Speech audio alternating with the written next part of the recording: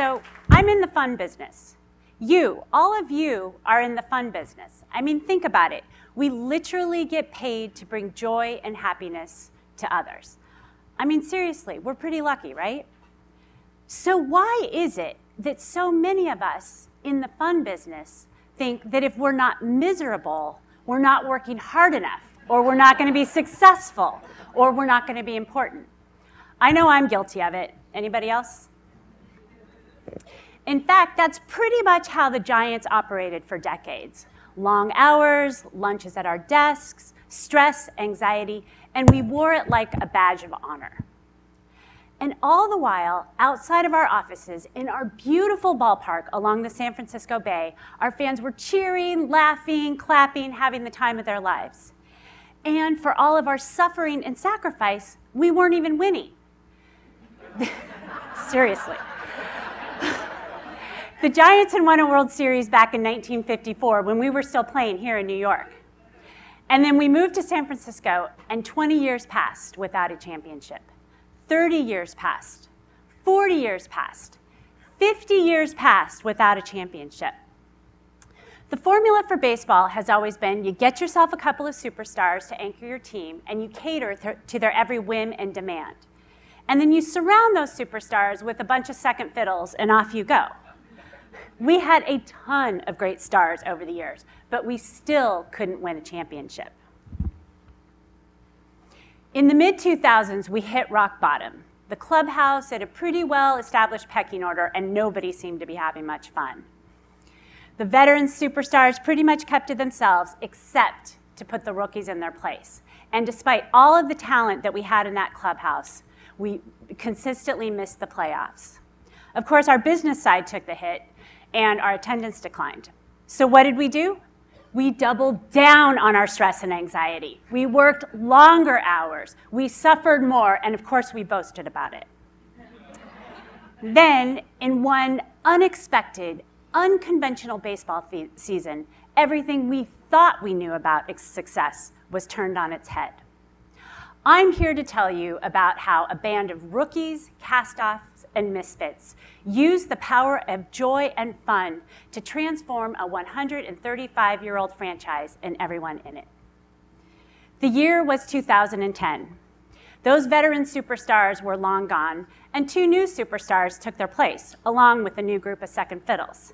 The supporting cast was a jumble of mid-level journeymen, unproven youngsters, and aging veterans who had been plucked from baseball's scrap heap. The new superstars were barely out of college.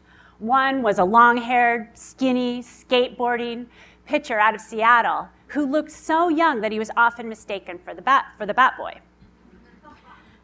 The second was essentially his polar opposite, square-jawed, boy-next-door catcher from Georgia with a buzz cut, and, at first glance, the demeanor of a sheriff in an old Western.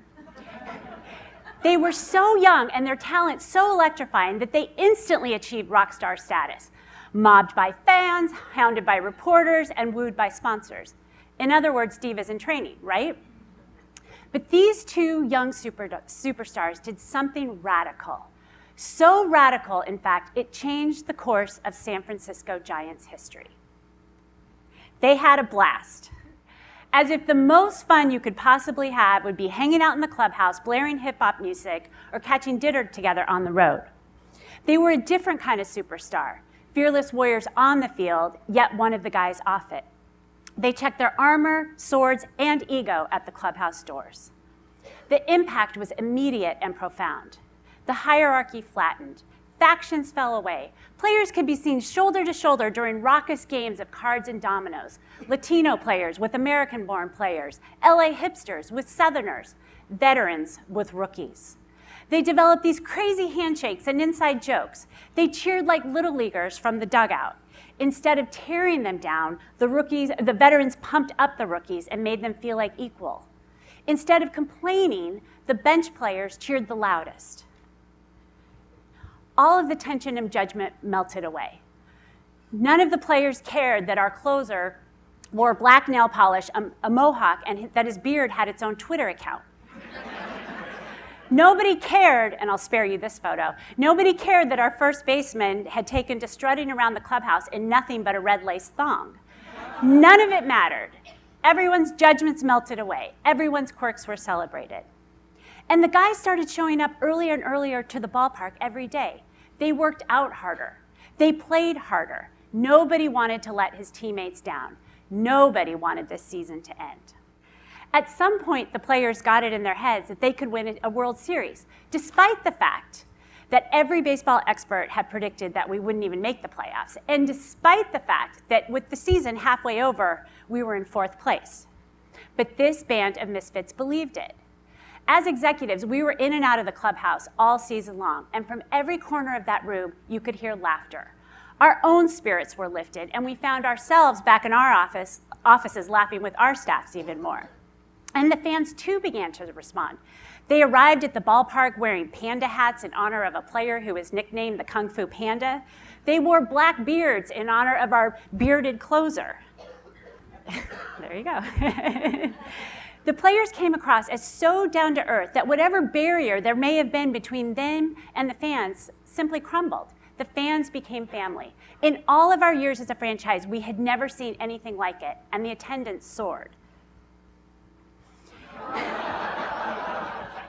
Pretty cute, right? And then the team began to win. By mid-July, we were in 3rd place, and then we moved up to 2nd, and we were nipping at the heels of the 1st place San Diego Padres. Their camaraderie seemed to open up space for unlikely heroes to shine. Their joy seemed to unleash what was best in them. Veteran players were performing better than they had in years. The lowliest bench players were hitting home runs and stealing bases. No one in baseball were having as much fun as these guys. And on the last day of the season, the Giants beat the Padres to clinch 1st place and a spot in the playoffs. They then went on to knock off the Braves and Phillies, and we headed to the World Series. Suddenly, we in the front office were in a frenzy of printing tickets and arranging parties and scheduling travel for hundreds of people. One day, I found myself schlepping luggage through a hotel lobby while another one of our executives ran out to Costco to buy drinks and snacks for the more than 800 Giants employees and their guests that we had flown to Texas for the World Series. It occurred to me that, like our clubhouse, we had flattened our own hierarchy. Everyone did what had to be done, regardless of title, and the hours were long. We were dog-tired and running on pure adrenaline, but we were in it together, and we were enjoying the ride. We won the World Series for the first time in 56 years.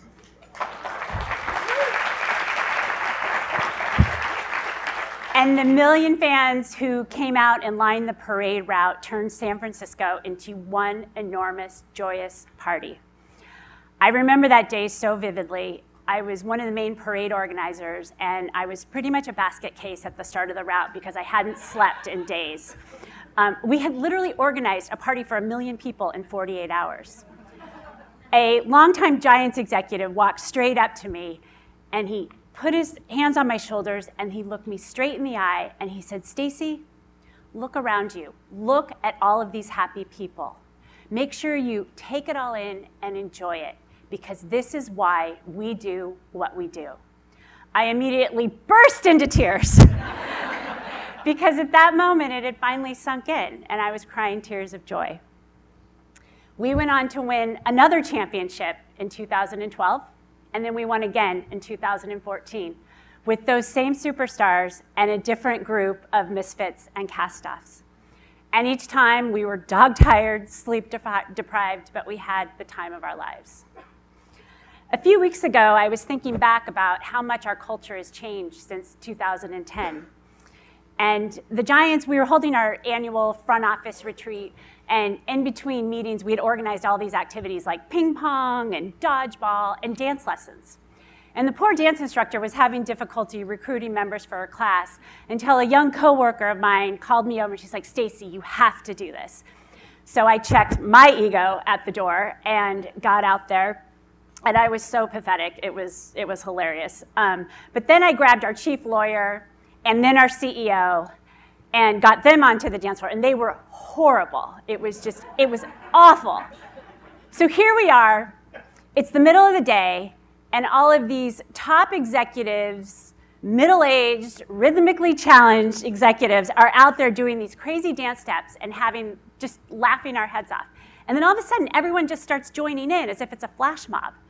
And in the middle of the day, in the midst of our computer terminals, our erase boards, and our file cabinets, we all just danced. Thank you.